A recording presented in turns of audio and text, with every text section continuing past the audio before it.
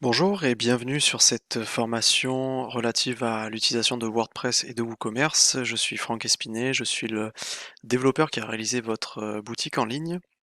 Et aujourd'hui, je vous fais cette courte formation, pardon, découpée en plusieurs vidéos, sur laquelle on va traiter on va faire une visite guidée de WordPress et de WooCommerce, en tout cas des sections qui vous seront utiles. On va parler des catégories produits, des étiquettes produits et des attributs produits. On va également voir comment ajouter un produit simple, ajouter un produit variable, et enfin on s'intéressera, excusez-moi, aussi au code promo, et enfin on s'intéressera à la plateforme, enfin au système que j'ai mis en place pour gérer vos livraisons et vos expéditions. Donc dans un premier temps, quand vous aurez suivi le lien que je vous aurai transmis à la livraison du site, le lien d'administration, et que vous aurez saisi les identifiants, enfin l'identifiant et le mot de passe que je vous aurai transmis, vous arriverez sur un écran équivalent à celui-ci. Nous, aujourd'hui, pour cette vidéo, nous nous trouvons sur un site test qui s'appelle Commerçant du Web, qui a été développé spécialement pour cette vidéo. Donc certaines choses peuvent varier, mais globalement, toutes les fonctionnalités et les onglets et les liens que je vais vous montrer sont disponibles sur votre site et se trouvent exactement au même endroit. On va donc faire une visite rapide d'onglets d'informations qui vous sont utiles et nous passerons par la suite, nous rentrerons dans le vif du sujet. Premier onglet qui va nous intéresser, c'est l'onglet WooCommerce. En effet, dans cet onglet-là, nous allons retrouver l'onglet Commandes, Clients et Rapports. Ces trois onglets vont nous intéresser tout simplement parce que c'est ici que vous allez avoir des informations essentielles à votre commerce en ligne. Donc sur notre onglet Commandes, nous allons pouvoir retrouver une liste des commandes en cours, en attente et des commandes terminées. C'est ici que vous allez pouvoir consulter le détail de certaines commandes. Voilà, détail de facturation, détail de livraison. Donc ça, c'est une visualisation rapide de votre commande. Je refais la manipulation en cliquant sur cet œil-là. Si vous cliquez sur la référence, le numéro de commande et le nom du client, vous allez avoir un détail plus détaillé, excusez-moi, enfin une vue plus détaillée de votre commande. L'intérêt de ce tableau commande est de pouvoir changer les statuts de vos commandes. Alors, pour vous expliquer, il y a trois grands statuts de commande, à savoir commande en attente, commande en cours et commande terminée. Ici, on ne parle pas des commandes remboursées. Donc, une commande en attente, c'est une commande pour laquelle le client a validé une commande mais n'a pas encore payé. En soi, sur votre site internet, en fonction de votre demande, ce n'est pas possible, à part dans le cas où vous m'avez exprimé le souhait d'accepter les paiements par chèque. À ce moment-là, votre commande sera en attente jusqu'à la réception du chèque et l'encaissement du chèque. Dans ce cas-là, ce sera à vous de faire la démarche de passer la commande en cours, donc de la passer de commande en attente à commande en cours, afin de pouvoir notifier le client que le paiement a bien été reçu.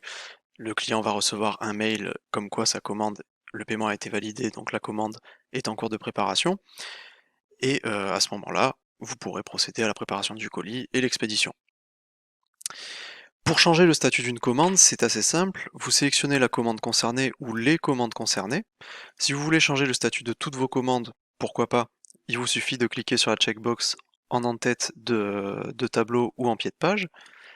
Et dans Action groupée, excusez-moi, et dans Action groupée, vous pouvez choisir de soit mettre une commande à la corbeille, soit de mettre une commande en cours, en attente ou terminée. Si par exemple ces commandes-là, on souhaite les mettre en attente pour une raison X ou Y, il suffit donc de les sélectionner, dans le menu déroulant de choisir commande en attente et d'appliquer. On voit bien qu'ici, nos commandes sont passées en commande en attente.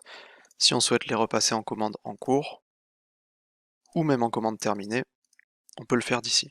Donc normalement, sauf cas particulier, vous n'aurez pas à faire cette manipulation-là, tout simplement parce que à partir du moment où vous passez par un paiement en ligne, automatiquement, lors de la réception du paiement, la commande sera automatiquement passée comme commande en cours.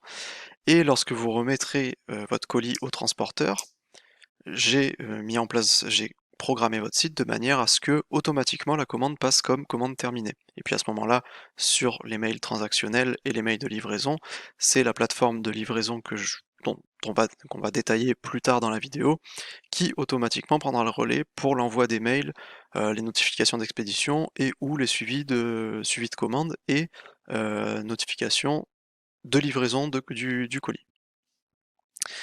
Ensuite, ce qui va nous intéresser, c'est l'onglet client. Dans cet onglet-là, on va tout simplement pouvoir retrouver votre base de données client, à savoir donc répartie dans un tableau à l'image d'un fichier Excel.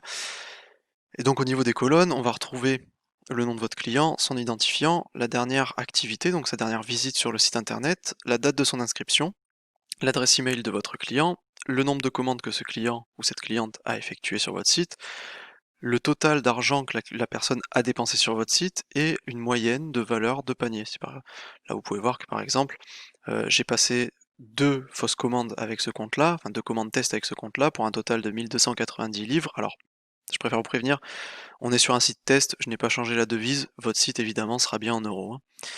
Et donc, 1290 euros, on va dire, de commandes sur 2 commandes, on voit que le panier moyen est de 645 euros. Ensuite, vous aurez également l'information sur le pays de la personne, la ville, la région et le code postal. Vous aurez la possibilité de télécharger votre base de données, votre fichier client, qui se téléchargera sous forme d'un CSV, donc d'un fichier Excel. Ensuite, sur les rapports, cet onglet rapport va vous permettre d'avoir des statistiques et des tableaux assez précis de l'évolution de votre business en ligne, en quelque sorte. Vous allez pouvoir, par période, voir le nombre de ventes, le volume de ventes que vous avez fait, donc de ventes brutes, de ventes journalières, de ventes brutes pour la période, de ventes journalières brutes, etc., etc. Le nombre de commandes passées, le nombre d'articles vendus en tout et pour tout, les remboursements, les sommes facturées pour la livraison au total, et la valeur des codes promo utilisés. Donc ça, dans un premier temps, ce n'est pas forcément quelque chose qui est très pertinent sur un faible volume de commandes, sur les premiers jours, ou peut-être même la première ou les 2 premières semaines d'existence de votre boutique. Peut-être que vous n'aurez pas assez de commandes pour pouvoir tirer des conclusions de ce genre de tableau, mais sur plusieurs semaines d'existence, voire plusieurs mois, encore mieux, d'existence d'une boutique avec un volume de commandes assez régulier et assez consistant, vous allez pouvoir là, justement tirer des conclusions, voir la pertinence de votre code promo, etc., etc. Donc ça, c'est une section, cet onglet rapport, c'est une section que je vous laisserai explorer de votre côté une fois que vous aurez un peu plus de recul sur votre activité de vente en ligne. Mais c'est un outil intégré qui est très utile pour pouvoir suivre vos ventes. Ensuite, très vite, sous l'onglet produits, nous allons avoir plusieurs choses. Donc, le seul qu'on va regarder sur cette vidéo-là, c'est l'onglet tous les produits, tout simplement parce que les autres, nous allons les voir séparément dans des vidéos dédiées. Donc, tous les produits, encore une fois, vous permet d'avoir un tableau récapitulatif de tous les produits présents sur votre site. Donc, avec les informations basiques, une vignette pour pouvoir visualiser vite votre produit, le nom du produit, la référence de gestion de stock, chose sur laquelle nous reviendrons un peu plus tard, le statut du stock, est-ce que le produit est en stock ou non, le nombre de produits en stock, le prix, ou la tranche de prix à laquelle le produit est disponible, ou le prix d'origine et prix soldé, ou tout simplement le prix normal, les catégories du produit, et les étiquettes correspondantes à votre produit, ainsi que la date de publication. C'est aussi ici que vous allez pouvoir faire de la sélection de masse, par exemple, comme on peut faire comme je vous ai montré dans le panneau commande, et faire des actions groupées. On peut modifier en masse des produits, je ne le vous conseille pas, à part si vous avez des produits qui sont identiques en termes de caractéristiques, mais ici, vaut mieux, si vous devez modifier un ou plusieurs produits, vaut mieux le faire indépendamment pour éviter d'appliquer certains réglages globaux à plusieurs produits qui risqueraient de ne pas correspondre à tous les produits. Par contre, admettons que vous souhaitiez arrêter de vendre un produit ou qu'il y a un produit qui n'est plus en stock et vous ne connaissez pas les dates de réapprovisionnement, même si vous ne savez même pas si vous pourrez être réapprovisionné de ce produit-là, vous pouvez choisir de mettre à la corbeille. L'avantage, c'est que la mise à la corbeille, si on clique sur notre corbeille ici, la mise à la corbeille va vous permettre de mettre un produit de côté, de le retirer de la vente sans supprimer sa fiche produit. Donc à la fois, vous serez en capacité, le jour où ce pull-là qui a été mis à la corbeille, vous êtes réapprovisionné, vous souhaitez le revendre, vous pouvez rétablir le produit ici.